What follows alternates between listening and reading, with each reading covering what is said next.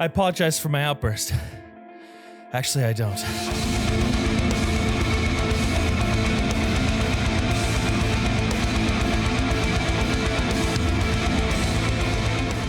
What's up, all you prevailing slaughterers of the internet?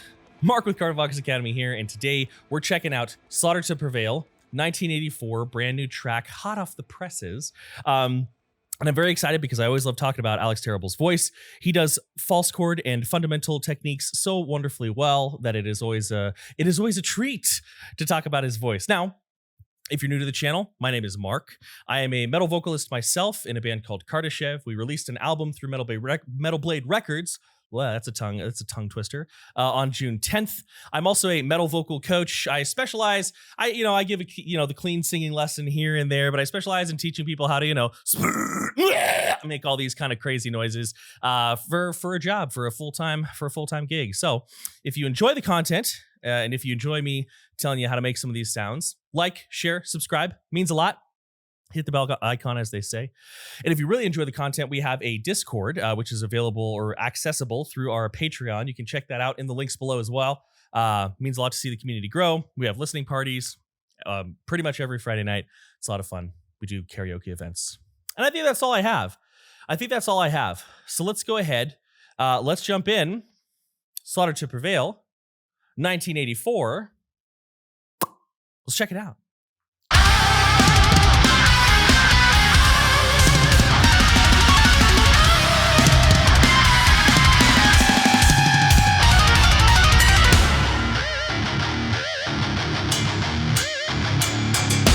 What if it's a bird? If this decision that you're lost in was positioned on the Bible, and you all lost as you found consistent. I see the mountain too. I see the deep and down with the face of the vein. And I'm figuring out the whole. I'm passing pain. Don't feel like the glow is at the bound. Okay, cool. Sounds like we've got a good transition here. So let's talk about some vocals, because that's what we're here for. Actually, first and foremost, let's talk about the sound of the song. So this is pretty straightforward, aggressive. The term I would use is beatdown. Maybe I'm using it incorrectly. I don't care.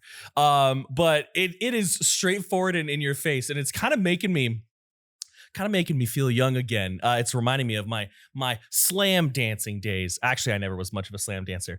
So it's really cool. I'm also liking the performance element of it as well. I tend to prefer just straight performance videos over anything else. So let's go ahead and talk vocals.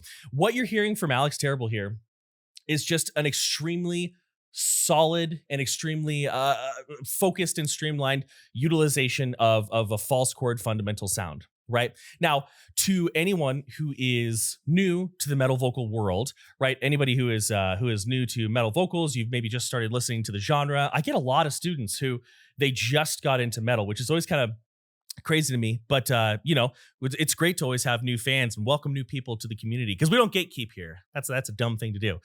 But for anybody who's new, a false chord vocal, which utilizes more than just the false chords, is a vocal style where your vocal folds are held open or relaxed so they stay open. And we utilize air pressure and channeled airflow to rattle the soft tissues above the vocal folds. It's very common, very, very common knowledge, but very good to understand. One thing that we can focus on with false chord is we can focus on just getting a relaxed rattle. And that's one thing I like about Alex Terrible and the sound of his voice, is that he is incredibly relaxed. And through that relaxation, he's able to access a lot of open space to make his screams sound super low. Now, I'm gonna tell you right now, in the examples that I give in this video, I just don't have this man's anatomy, right? So I'll be using a lot of the same techniques. It ain't gonna sound very similar because this dude's just cavernous and I'm just not. You know what I mean? And that's okay. I gotta do a little bit more finagling than he does sometimes to get nice low vocals. But a fundamental false chord sound is gonna sound like this. When we strip away all the cool things about, pronunciation, delivery, emotionality, if emotionality is a word, right? We take that all away. It sounds very much just like a basic grunt.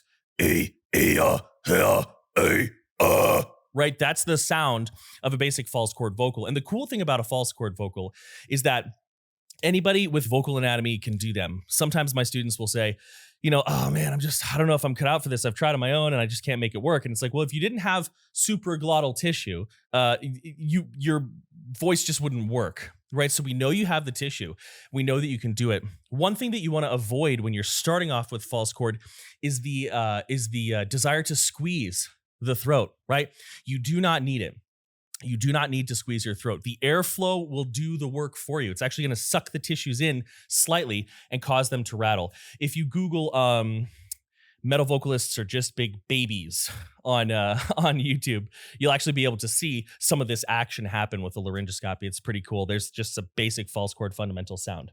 Now, over time, we do add strategic points of constriction through the tube, always up and away from the larynx. We can add strategic points of constriction, which you don't want to start with, which will change the sound of the false chord and lets you access a little bit more variation and more depth of tone. So if I take this, like, Yay, ha, me, ay. I can turn it, right?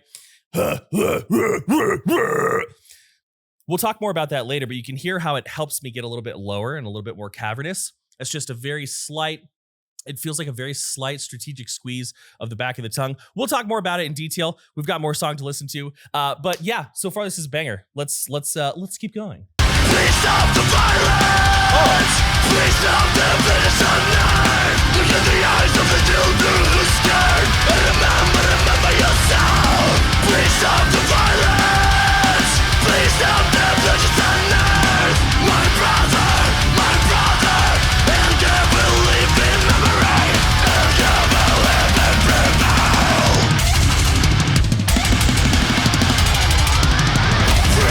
Okay, let's actually use that drum fill to talk about a little bit of vocal technique here as well. It's a cool shot. Look at that open, no, this way. There it is. Look at that open embouchure. Look at that. So when we use the word embouchure, we're talking about basically the shape of the opening of the mouth. And this is, why am I so dumb? Why can I not get this? There we go. Okay, you got to point the opposite way, Mark, mirrors and stuff.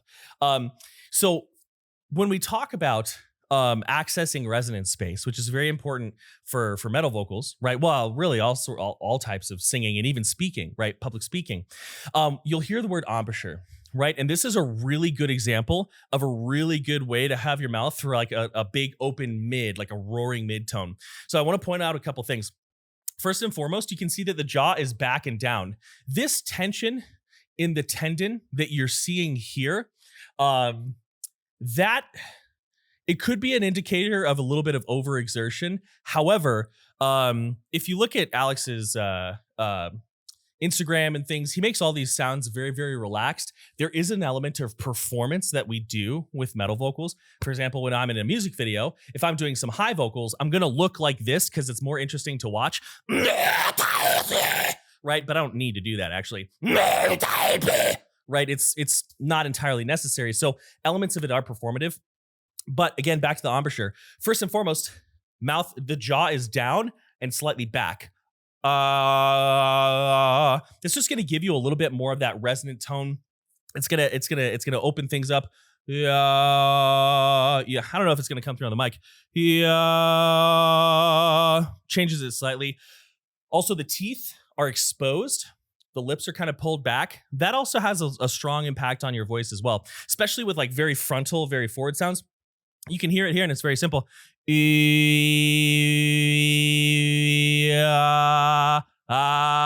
that open, wide embouchure. Tongue is, depending on the scream he's doing, I paused it right when he's doing it, so I don't remember. But depending on the scream that he's doing, that tongue position could be great for some, not so good for others. Like that's a hard tongue position to rock a high with, for a lot of people, not for everybody, but for a lot of people. But this picture, if you want to know, all right, I'm going to get this, guys. There we go. If you want to know a good mouth shape for just screams in general, this is a really good place to have just a strong fundamental tone. I forgot the main thing I was going to talk about. Right. So I want to talk about that like gritty singing that he was doing. Sounded really cool. I don't have perfect pitch, so I could be wrong, but it sounded like his highest note was around like F sharp 4 G4 potentially, right? And that's where a lot of people with vocal cords of a similar size and shape to mine or to Alex's are going to have like a vocal break happen. Distortion can actually help us get over that vocal break. However, if the only way that we know how to bridge is with distortion, and we don't know how to generate the distortion properly, we're cruising for a bruising, right? So there are a lot of ways to add distortion onto your clean voice, tons and tons of ways, right? A lot of time you'll hear people say that any vocal where you can hear your voice and there's distortion is a fry tone. I don't really subscribe to that theory myself. I'm more in the camp of like that a fry tone builds on, in my opinion, the right camp, builds on the vocal folds actually touching and taking this like sound and turning it into a full-fledged scream. But with this, I'm hearing more of a false chord lead, which I am much more of a false chord guy myself. I think in any of my own music, I've only fry screamed like 3 times. I just don't use it very much. But regardless, right, we can take this, and if you're gonna do this, right, first and foremost, I'll show you how I would approach it and how I help people approach it. First and foremost, I would learn just the basics of singing first, and I would maybe get a little bit of belting going. Belting does not mean screaming. It does not mean shouting, although it uses a lot of the same mechanisms. It is a relaxed effort to carry the sound of your voice above your break, and oftentimes we're getting into our mixed voice. We're getting into a very chesty or a very heady mix, right? So I would learn to do that first. And so, to do that, you'd want to sit down either on your own or with a coach, and you'd want to say, okay, like, help me find my vocal break. Your vocal break is going to be where your voice wants to flip. You're going to want it where your voice is wanting to get to that flip. That's going to be your vocal break, right? Right? Now, if we take that and we mix it with a very gentle, hey, hey, hey, hey, hey, hey, hey, hey, hey, bring back the virus. Now, my delivery sounds a lot different than his, but that's essentially a really good way to sort of go about it. And again, I would get down distortion and I would get down healthy singing first. Let's keep going.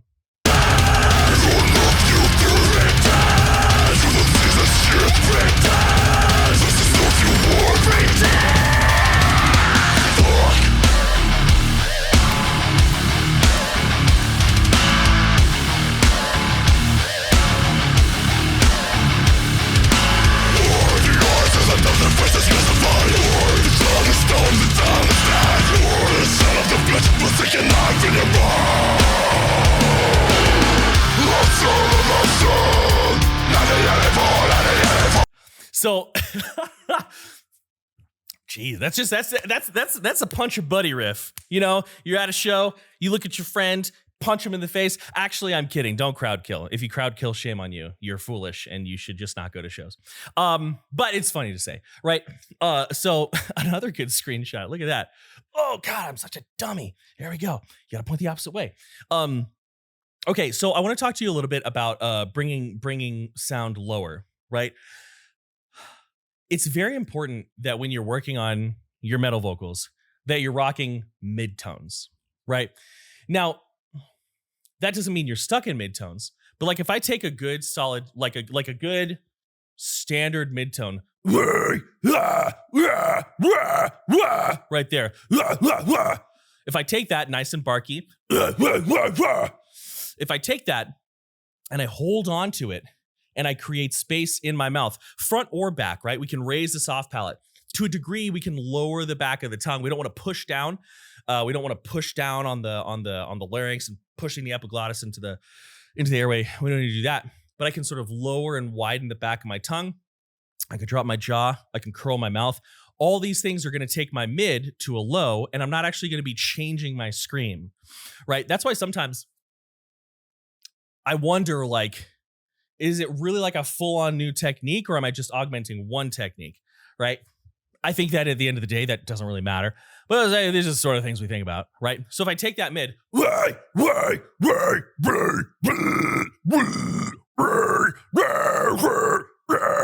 you can see that I'm doing a lot of things manipulative with my mouth. But if I hold it and pull it back, I've talked about this in videos before. If I hold it and pull it back, right? right? It's a lot about embouchure. It's a lot about vocal tract shape. It's a lot about voice positioning, right? It's not about necessarily shoving your larynx down. Now, I want to add a point of clarification. I'm not a big fan of driving your vocals with your larynx, so pulling it down and lifting it up. However, it's okay for, and I just want to clarify this because a couple people have been confused by what I said in previous videos. And if I didn't communicate it well, that's on me. But it's okay for your larynx to move, right? It's all right for your larynx to move. You just don't want to be cranking it in all sorts of crazy different directions. I've seen some people say, take your larynx and drop it down as fast as far as you can. Not necessarily the best idea. It takes all of the pieces of your vocal anatomy and stretches and contorts them in very strange ways. I've seen it. I've tried it when I had a scope in my nose. So I can tell you with confidence that is what happens. So a lot of this is coming from his mouth, his pharyngeal space, really creating a lot of open space. He also adds a touch of like nasality. There's a little bit of not like nasal resonance, but there's like a sound of nasal resonance too. It's hard for me to balance. I've not quite hit that myself, but yeah, very cool stuff. We're only halfway through. I'm hoping for another good Punch Your Buddy riff because I think the sword may have to come out on this one. Maybe. We'll see. We'll see if the sword comes out on this one.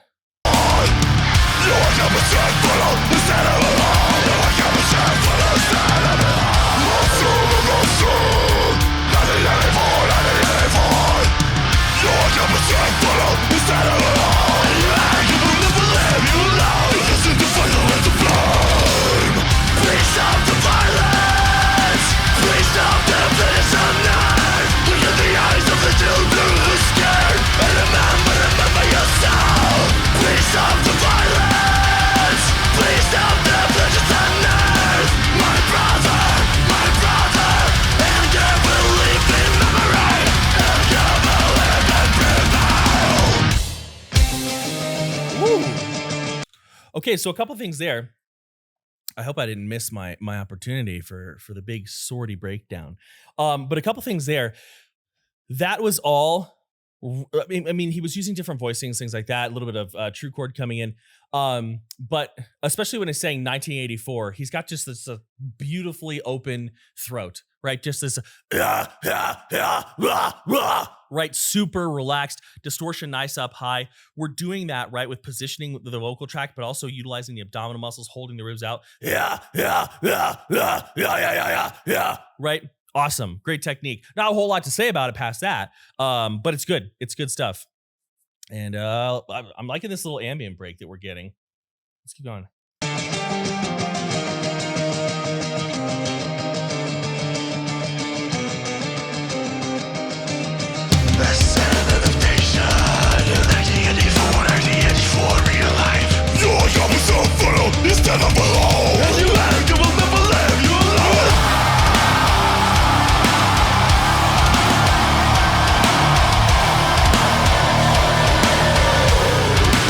Yeah, this is the part. Hold on.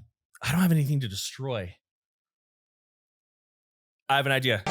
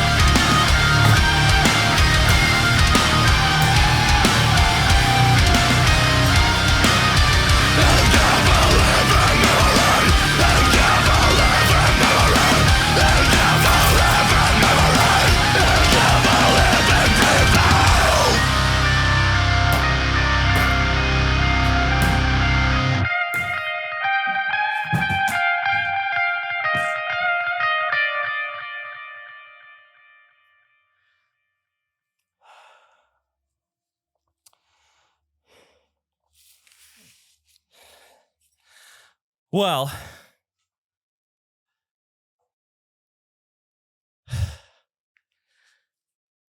I apologize for my outburst.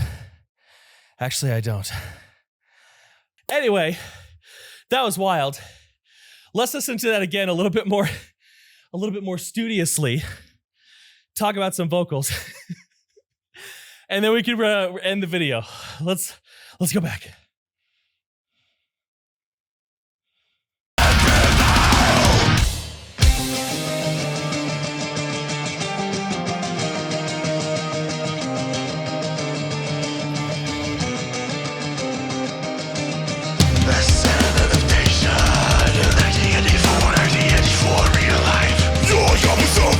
Instead of alone, and you act, you will never live your life.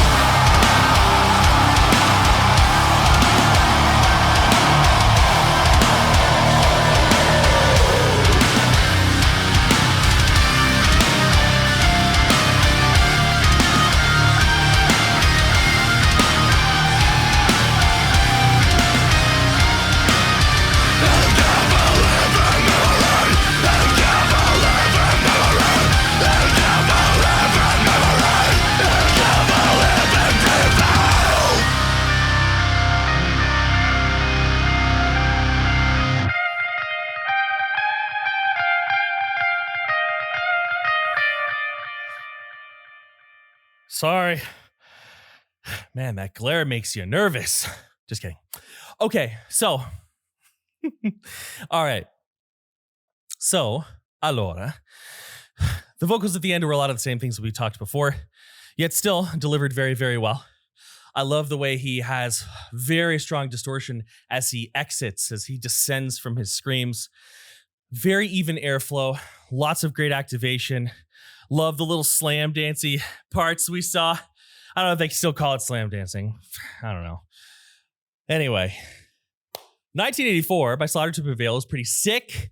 If you're looking at starting your false chord journey, a couple things can help you. Taking deep, nice breaths in, little tiny grunts. Focus on the grunts for now. You can change it later, but for now, focus on your grunts feeling comfortable, in control.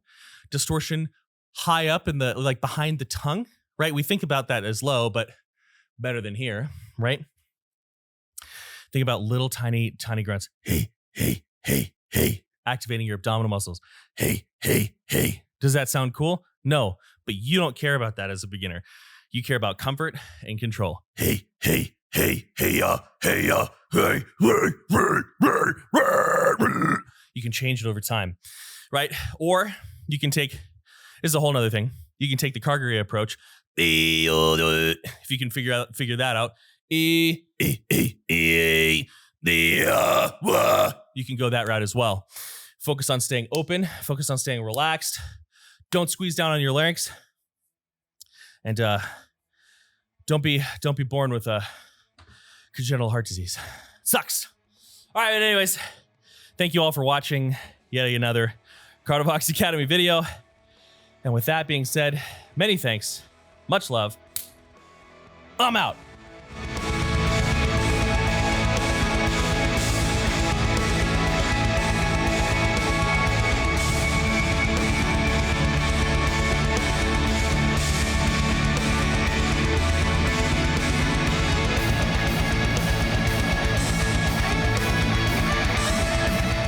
What's up, all you prevailing butchers of the internet, prevailing slaughterers? Let's do that again. I don't know what the whole thing behind vocal example.